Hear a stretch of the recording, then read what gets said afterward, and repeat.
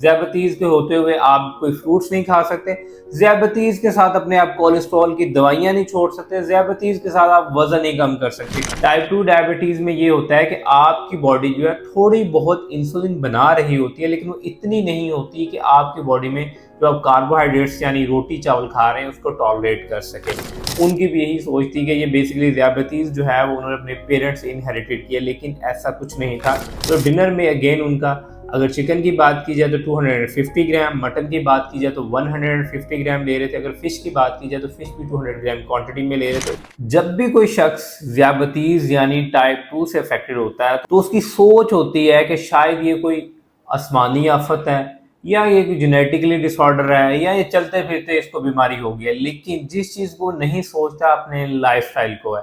Basically आज की कहानी या आज की ट्रांसफॉर्मेशन जो आपके सामने शेयर करने जा रहा हूँ, ये है मेरे एक क्लाइंट फ़हीम अहमद की। अस्सलाम वालेकुम, मैं हूँ आपका माहिर ग़ज़ाइया डॉक्टर ज़ुबैर। आप इस वक्त देख रहे हैं चैनल डॉक्टर ज़ैक डाइट। इससे पहले मैं वीडियो स्टार्ट करूँ, फर्स्ट से मेरा channel doctor Zack diet like, share और सब्सक्राइब कर लें और इस वीडियो को अपने लव वन के साथ लाजमी शेयर कीजिएगा। उन लोगों के साथ तो लाजमी शेयर कीजिएगा जो इस वक्त ज़ियाबतीज़ का शिकार है, वो परेशान है कि ज़ियाबतीज़ के साथ आप रोटी चावल नहीं खा सकते, ज़ियाबतीज़ के होते हुए आप कोई फ्रूट्स नहीं खा सकते, ज़ियाबतीज़ के साथ अपने आप कोलेस्ट्रॉल की दवाइयाँ नहीं छोड़ सकते, ज़ियाबतीज़ के साथ आप वज़न नहीं कम कर सकते। क्योंकि इस स्टोरी के बाद आपको एटलीस्ट इतनी मोटिवेशन तो ज़रूर मिलेगी कि आप डायबिटीज़ को रिवर्स कर सकें। सबसे पहले आपको ये समझ लेना चाहिए कि ज़ियाबतीज़ होती क्या है। डायबिटीज़ या ज़ियाबतीज़, उर्दू में इसको हम ज़ियाबतीज़ कहते हैं और इंग्लिश में हम इसको डायबिटीज़ कहते हैं। इसकी बेसिकली 3 मेजर जो है वो टाइप्स हैं। नंबर 1 टाइप 1 डायबिटीज़, जिसमें क्या होता है कि आपकी बॉडी में एक पैंक्रियास नाम का ऑर्गन है जिसे उर्दू में लबलबा कहते हैं।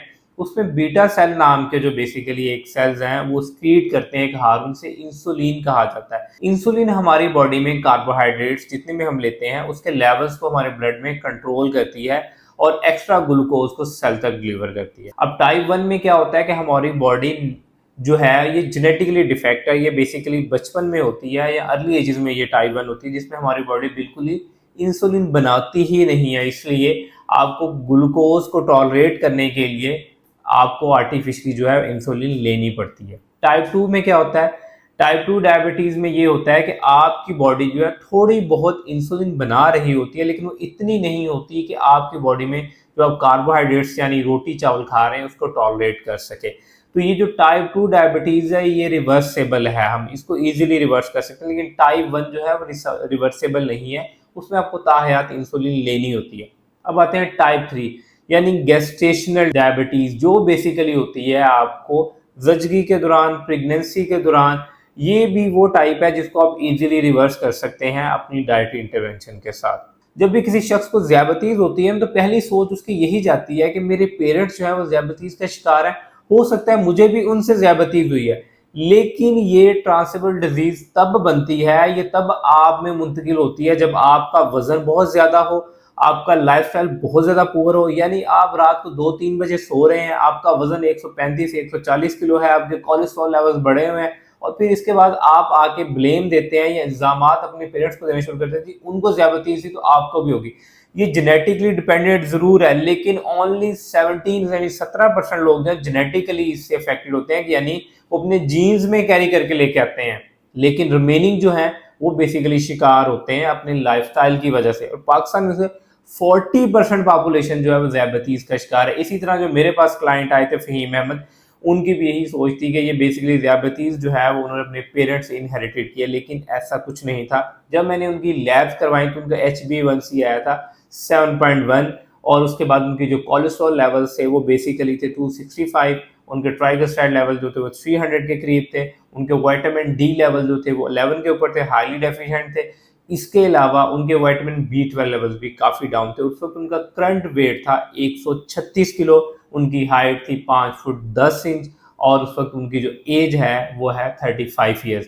जो वो मेरे पास आए थे तो उनकी स्लीप भी बहुत ज़्यादा डिस्टर्ब थी, उनको टांगों में भी दर्द होती थी, उसके अलावा उनके एनर्जी लेवल बिल्कुल लो थे। उसके बाद उन्होंने मुझसे कस्टमाइज्ड डाइट प्लान लिया। मैंने उनको अर्ली स्टेजेस के ऊपर ये सारी चीज़ें समझाई कि ये ज़ियाबतीज़ टाइप 2 ईजिली रिवर्सेबल है। अगर आप में से कोई वीडियो देख रहे हैं जिसको ज़ियाबतीज़ है तो ये बात समझ लें, इसको लाइफस्टाइल से ईजिली हम जो है रिवर्स कर सकते हैं। इसी तरह मैंने इनिशियली जो है वो उनको लो कार्ब डाइट से स्टार्ट करवाया। उनके पूरे दिन के जो कार्बोहाइड्रेट इनटेक था वो जस्ट था 140 ग्राम, उससे ज़्यादा मैंने उनको कार्बोहाइड्रेट्स नहीं दिए। उनका डाइट प्लान थोड़ा जनरली ऐसे था, सुबह अर्ली इन द मॉर्निंग वो 2 अंडों की सफ़ेदी, 1 होल एग, 50 ग्राम चिकन और उसके साथ 1 कप ऑफ दही ले रहे थे।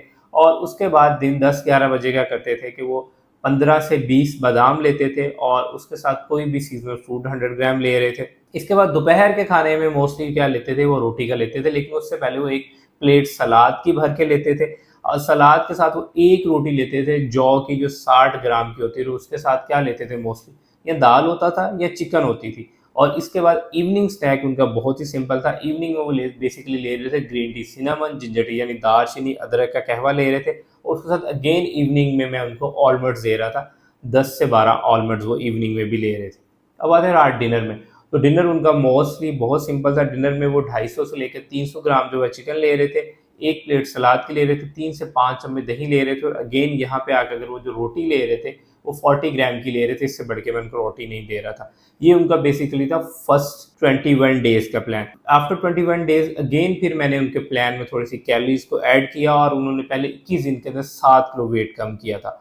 उसके बाद नेक्स्ट 21 दिन जो थे उसके अंदर मैंने बेसिकली उनको शिफ्ट किया था 2 मील्स के ऊपर। यानी पहला मील वो 11 बजे ले रहे थे, दूसरा मील वो 8 बजे ले रहे थे। पहला मील था वो बेसिकली था उनका, अगेन उसमें वो ऑमलेट ले रहे थे, ऑमलेट के साथ वो एक्स्ट्रा जो ले रहे थे वो 20 ऑलमंड्स ले रहे थे, 1 कप ऑफ उसके साथ वो योगर्ट ले रहे थे। इसके बाद वो जो एक स्नैक ले रहे थे, स्नैक में वो मोस्टली सीजनल फ्रूट ले रहे थे, 100 से 120 ग्राम सीजनल फ्रूट था, लेकिन उसके साथ यहाँ पे वो सीड्स ले रहे थे। सीड्स में पंपकिन सीड ले रहे थे, फ्लैक्स सीड ले रहे थे, या फिर मोस्टली जो है वो सनफ्लावर सीड ले रहे थे। इवनिंग स्नैक में क्या ले रहे थे, इवनिंग स्नैक में 3 एग वाइट्स ले रहे थे और 3 एग वाइट के साथ 10 ऑलमंड्स ले रहे थे। अब डिनर में आते हैं, तो डिनर में अगेन उनका अगर चिकन की बात की जाए तो 250 ग्राम, मटन की बात की जाए तो 150 ग्राम ले रहे थे, अगर फिश की बात की जाए तो फिश भी 200 ग्राम क्वांटिटी में ले रहे थे। उसके साथ उनकी एक जौ की रोटी होती थी 60 ग्राम की, 1 कप दही होता था और 1 प्लेट सलाद की होती थी। और सोने से पहले मैंने उनको दूध दिया हुआ था विद टर्मेरिक पाउडर,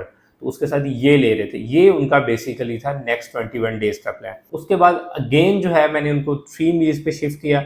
3 मील्स पे फिर आके मैंने यहाँ पे उनके कार्बोहाइड्रेट्स इंक्लूड करवाना शुरू कर दिए। उसमें वो मॉर्निंग के अंदर जो है वो जौ का बना हुआ एक पराठा ले रहे थे, 2 अंडों का वो बेसिकली ऑमलेट ले रहे थे, 1 कप चाय ले रहे थे। और दिन 10-11 बजे क्या ले रहे थे, 10 से 12 बादाम, 1 कप दही। दोपहर में एक सलाद की प्लेट, उसके साथ या चना या लोबिया का सैलेड ले रहे थे। और शाम में क्या कर रहे थे, ग्रीन टी ले रहे थे, 10 to 20 ऑलमंड्स ले रहे थे। और रात में ग्रिल पीस ऑफ चिकन या उसके साथ वो कबाब ले रहे थे या शामी कबाब ले रहे थे, और उसके साथ 60 to 80 ग्राम जौ की रोटी थी। ये बेसिकली उनका 3 मंथ्स का प्लान था। 3 मंथ्स में उन्होंने अपना HbA1c 7 से रिवर्स करके 5.8 तक लेके आए। और उनके जो कोलेस्ट्रॉल लेवल्स थे, वो कोलेस्ट्रॉल लेवल्स उनके जो थे वो नॉर्मल रेंजेस में आ चुके हुए थे। और उनका विटामिन डी जो हाईली डेफिशिएंट था वो ऑप्टिमल वैल्यू में 40 पे पहुंच चुका हुआ था। इसके साथ उनकी नींद जो बिल्कुल ही नहीं थी और रात को बार बार वो पेशाब के लिए उड़ रहे थे, बार बार प्यास लगी तो बिल्कुल ही ख़त्म हो चुका हुआ था। वो रात को ईजिली 10 बजे सो रहे थे, उसको 5 बजे उठ रहे थे। और सबसे बढ़ के जो चीज़ इन्होंने इसमें की है मैं बताना भूल गया, इन्होंने एटलीस्ट 10 to 15,000 स्टेप्स किए हैं और बीच में इन्होंने 20,000 स्टेप्स भी हिट किए हैं। और उसके बाद जो लास्ट उनके 21 डेज से उसमें जिम ज्वाइन किया और हाईली इंटेंसिव वर्कआउट्स किए, वेट लिफ्टिंग की है। इस पूरे अरसे के दौरान इन्होंने 4 मंथ्स के अंदर अंदर जो है वो 20 kg वेट भी रिड्यूस किया है। तो इन्होंने जस्ट विद इन 3 मंथ्स जो है वो अपनी डायबिटीज को रिवर्स किया, कोलेस्ट्रॉल लेवल्स को नॉर्मल पे लेके आए, विटामिन डी डेफिशिएंसी को कवर किया, विटामिन B12 डेफिशिएंसी को कवर किया। इनके एनर्जी लेवल जो क्रैश हो रहे थे वो ऑप्टिमम पे आ चुके हुए थे, इनकी नींद बेहतर हो चुकी थी, जस्ट कि इन्होंने एक हेल्दी पैटर्न को अडॉप्ट किया।